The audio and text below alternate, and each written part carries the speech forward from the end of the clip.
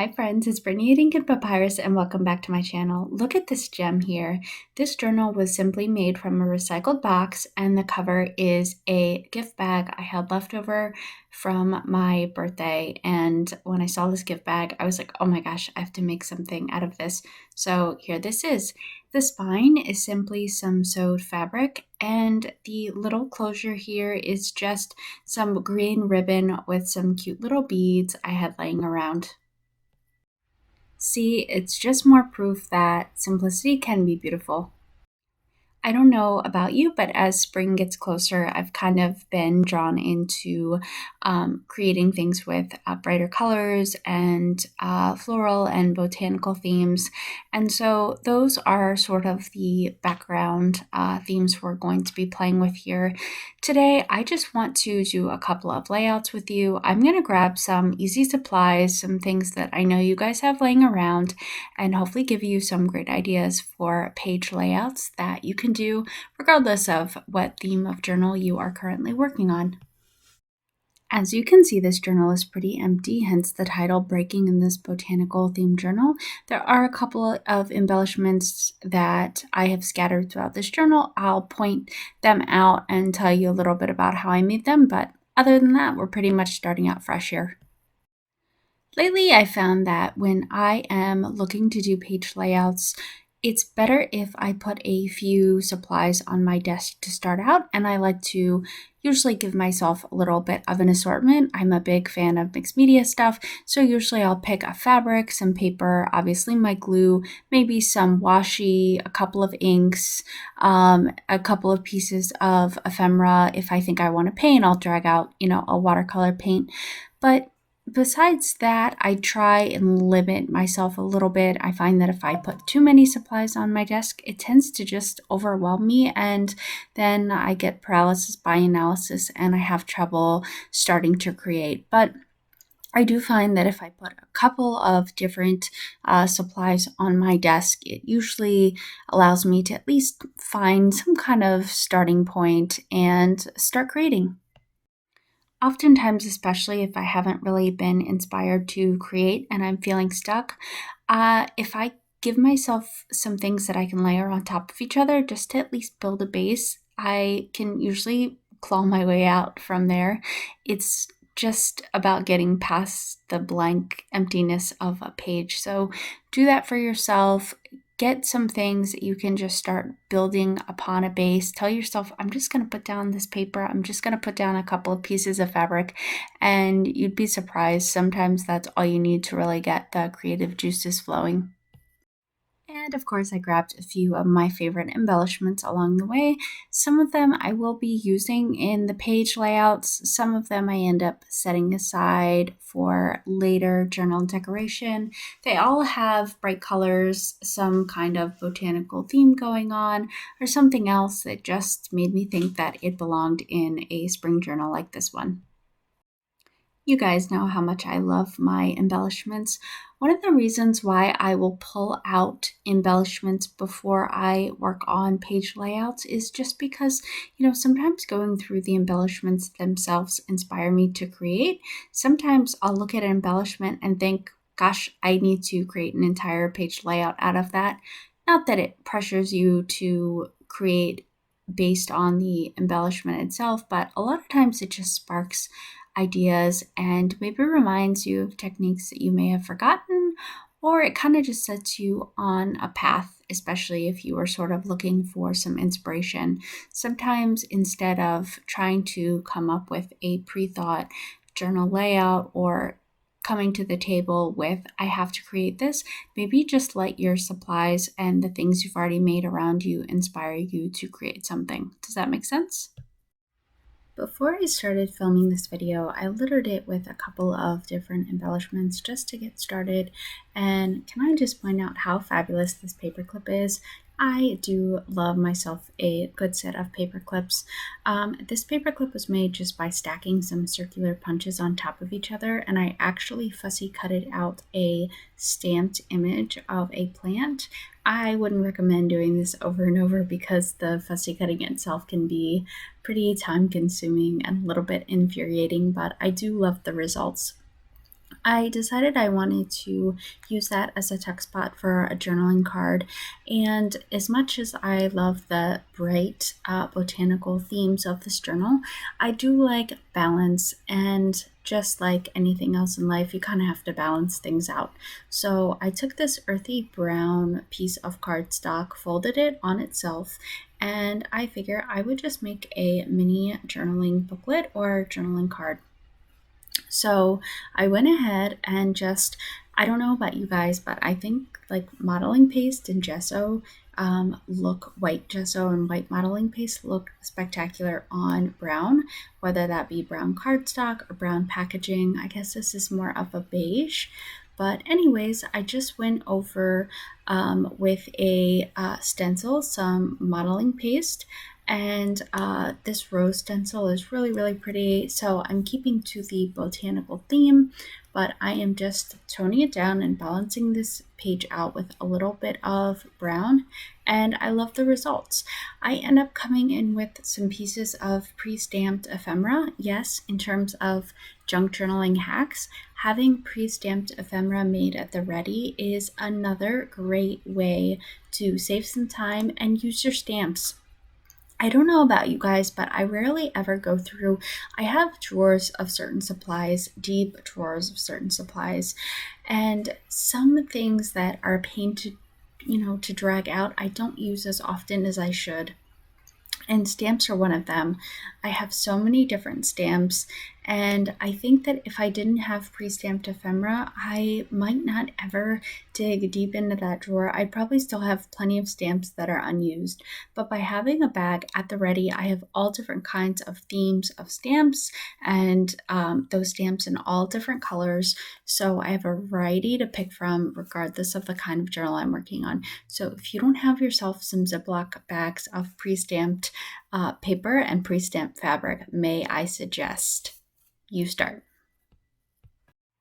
I personally love a challenge, and when I saw this black page, I knew, yes, it would be challenging. I guess this page made it into this bright botanical journal just because it had some leaves on it, but really, I was kind of like, wow, that's a stark contrast. I don't know how this page ended up here, but we're gonna find something to do with it. And personally, I love contrast. I love a good eye grabber, and I think that's exactly what this watercolor snail is.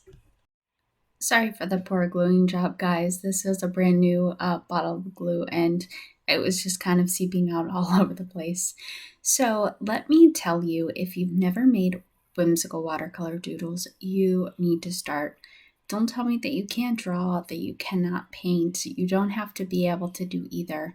And I will include the process video of a ton of these watercolor doodles that I made, but let me just start by saying all you have to do is slap some watercolor paint down in the general shape of what it is you think that you're making, and after it dries, it's really the pen that comes in. It's the combination of the paint and the pen together that just is absolutely magical.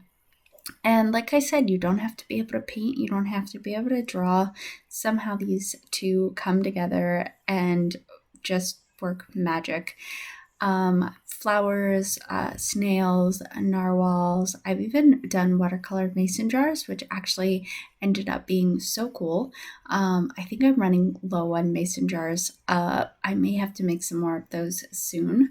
Buttons, oh gosh, flowers, of course, butterflies, anything you can think of. We can simplify it, break it down, and make it into a watercolor doodle. I keep going with the pink and the black theme here because I think it looks spectacular together. So I go ahead and use some of that pink sparkly washi tape I have as page trim. I always apply a little bit of glue stick because washi tape really was not meant to be permanent. It's not going to be permanent unless you apply some glue. So after I put some gluage down, I put the washi tape down and just include a little button as a topper. I do like adding things that pop off the page a little bit. I think it adds dimension and kind of brings the page to life. I'm always careful about making sure that the journal still closes. And if you have applied closure to your journal, you want to make sure that it's not sticking so far out that it gets in the way of the closure. I've done that before and it bends things, it makes things look ratty. So just make sure you're within the bounds of the journal closure itself. Again, in keeping to adding some dimension to the page, I just used this little pink scrap I had as a little tab. I don't know about you, I used to be so afraid of like the stapler and thinking, oh gosh, that looks so trashy. No, not at all, not anymore. I am not ashamed at all of the stapler, and I think it just kind of adds a personal touch. If you want to hide the staples, there are plenty of ways you can do that. You can glue stuff over top of them. I've even seen people get really creative and peel the staple back and add some beads or something really like seed beads, small, and then kind of reseal the staple shut, if that makes sense. So if you're anti-staple, there are definitely some ways you can hide it, but I'm proud of my staples. Like I said, I think it just adds a personal touch, and I don't know. I don't know. I just like it. I wasn't sure what to do with that blank white page staring me down, but again, sometimes you just have to get started. I started by putting that rose applique on the top and the bottom, and then it came to me that I had pulled an embellishment cluster out of the embellishment bag at the beginning of the video. It was white and it had a really pretty stamped rose. It was very simple, but I thought, yeah, you know what? It sort of builds upon the rose theme, and I think it will look great. It's light, but it still gives contrast against this blank white page, and figured out a way to incorporate that cute little snail. Sometimes I do like incorporating or tying together the two pages that are sitting next to each other. Not always, but and come to think of it, maybe we need to do a video about this. Sometimes I keep my pages distinctly separate and one has nothing to do with the other, but sometimes I like to tie the pages together. Sometimes I will do that just by creating a page of similar themes next to each other to complement each other, and sometimes I will literally bring the pages together with a piece of fabric or a piece of paper and then do something to join the two together. Sometimes I will even create a small pocket at the bottom with a piece of paper or piece of fabric and join them together that way and put similar type ephemera. I'm trying to think of other ways. So sometimes you're binding them together figuratively, and sometimes you're binding them together literally, or you can keep them completely separate. They can be completely different pages having nothing to do with each other. It sort of just depends on the style that you're going for. Does that make sense? So some of y'all might find this really corny, but I decided to bind these two pages together by writing some things about the snail, about sort of how we can relate the philosophy of the snail to life, how the snail is sort of has the mentality of slow and steady, keep going, keep your eyes on the target, you'll get there eventually, and just keep moving. And I actually really like this. I hardly ever write in my journals because I don't like my handwriting. And oftentimes when I do, I write behind closed pages, like in tuck spots, or put them in envelopes where it's not visible to just, your average goer when you're flipping through the journals. But I actually really like this. I took my time. I actually got out a calligraphy pen and tried to make this the most legible handwriting possible, at least that's possible for me.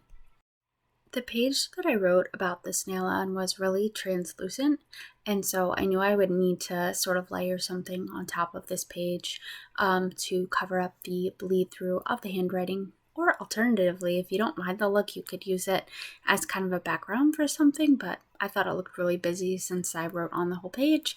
So I decided to just do some kind of layered pockets, and I started just ripping some really light cardstock to give it that torn edge look, and just started layering, and I went from there. These two pages are very distinct from each other. I didn't really go out of my way to try and tie them together, except for maybe some of the color combinations. I thought the brown color kind of went with the rustic orange next to it, very like earthy tones. So in terms of linking pages together, just finding color combinations that either work well together or maybe starkly contrast is a good way to kind of bind things together, tie them together. It just provides for a more finished, cohesive look in your journal layouts. I found this really cute textured belly band in with some of the embellishments that I pulled out at the beginning of the video. I love the textured paper. I really like things that are sewn. This is simply just layered paper, but I think what gives it that special touch is the zigzag stitch. So I just put some glue over the top and the bottom. I'm going to use this as a belly band, and I have some journal cards in mind that have some really nice earthy tones to them that I'm going to put in this. I end up adding a cluster to the belly band, and this is what I mean by layering. When you're not really sure what to do, I had a blank page that had writing bled through, so I knew I needed to cover it up. And just by layering some different papers with some torn edges, adding a belly band, and then layering some other materials on it, we almost have a complete journal layout. And this is probably taken me under 10 minutes to do this page. This cluster is just layered papers with some of those I like paint strip stickers. I think I got them from AliExpress, and a digital image on top, but again, it fits the botanical theme perfectly, and the color palette is spot on with everything else I've layered on this page so far. The stash you see me pulling from here are mixed media journaling cards. I created a base with my jelly plate just using watercolor inks, using my stamp pad, some acrylic paint, and then just literally dipping the card in it and peeling it off after kind of mixing everything together. Then I did some stamping on top, some mark making. Some of them have digital images on them. Some of them are directly stamped on top. I did a ton of different things to them. If you're interested in the full process, I will link that video in the description box below. But these are some of my absolute favorite journaling cards to make. I love the earthy tones and the mixed media of it all. There's so much going on, and yet each of these cards has a specific focal point I picked that I think just kind of draws you in, and they are all index cards, so the back has plenty of room for writing, and I'm in love with these beauties. That big bag you saw me pull from was a bunch of decorated pockets. Again, I am all about mass making. A lot of them are collage masterboard pockets that I have, collage masterboard that I've cut into pocket size and have sewn them and decorated. This specific pocket here are just two playing cards sewn to each other. The top one has a little divot in it to signify that it's a pocket, and of course it is decorated. I'm putting it on this really bright, busy floral page here just because, you know, when you have a really busy page, I don't like to do a whole lot of writing or a ton of decorating. I kind of like to respect the original integrity of the page and just do something simple. I can't possibly leave a blank page in my journals. I don't know why. It just feels wrong to me. I have to put something on it, but I figured the pocket is just a little something, but kind of just lets the bright yellow florals be. See, I told you I couldn't just leave a page alone. You gotta put something in the pocket, right? And I don't know about you guys, I love the idea of creating pockets or vases and putting fake flowers in, whether they be actual dried, well, I guess real flowers, dried flowers, or just these decorative flowers. I love the way it looks, and I think the blue and yellow really complement each other. I really like the colors together, so I just went with it. Again, here I am tying my 2 pages together. Of course, you don't have to do this, but in general, I just like it. Again, I think it creates some cohesive page layout. So I figure if I'm going to put a watercolor doodle on the one page, I will put a similar type embellishment on the other page. And again, I think it makes for cohesiveness and symmetry, and it's just pleasing to the eye. So another way you can tie your pages together if you choose to is to create similar purposes. So on the left, I have my interactive page element is a pocket. And so I'm going to add an interactive page element on the right, and that's going to be a flip up. The other thing I'm going to do to create balance is add a more neutral type color to the mix, as you see with my embossed paper bag. You know, the butterflies kind of create the cohesive theme of spring, but it also sort of tones down the 2 pages that kind of look like somebody vomited yellow and pink all over them. Which, don't get me wrong, I love them. They're nice, bright colors, but sometimes it's nice to kind of bring some balance and tone things down a little bit, and that's what I'm doing by adding this flip up. And don't you guys think that I sit here and pre-plan all my page layouts? None of this was planned. Many times my style of crafting, if I had to find a word for it, it would be haphazard, but these are just some of the sort of things that I like to think about along the way. You can see the wheels were turning. I was thinking, how am I going to apply washi to this embossed paper? So instead of applying the washi directly to the paper and having it hinge, I decided to create a flip up by simply folding the brown paper over the other side of the paper and gluing it down that way. I didn't mind having brown on that piece of paper. I actually thought it looked really good having some texture up top. Again, it kind of tied the page together for me, having some texture up top, and then the green pattern paper in that little cluster with the fabric ruffles on it. I think having texture in the 2 places actually looks really nice together. The washi tape at this point isn't really doing anything. I kind of just wanted it more for show because somehow it matches. You would have thought that I bought this as a set. I didn't. The washi tape just matches this cardstock perfectly for some reason. Even though I added an interactive element, being the flip up, I felt like there was still no purpose for it. There was nothing to even see under there, and you're kind of limited by how busy the cardstock is already. So I decided to just rip off a separate piece of blank cardstock and use it as a hidden journaling spot. It doesn't matter to me that the ends aren't even because the actual flip up itself is kind of tattered and has an uneven edge. I thought, well, let's balance it out and do the same thing with the writing spot underneath, and I kind of like that part of it sticks out. A lot of times when I add a hidden journaling spot, I like to add a little something that may prompt the person who has the journal, whether it be me going through it later or someone else, to write something. It's hard to just come up with something random to write in that small little space.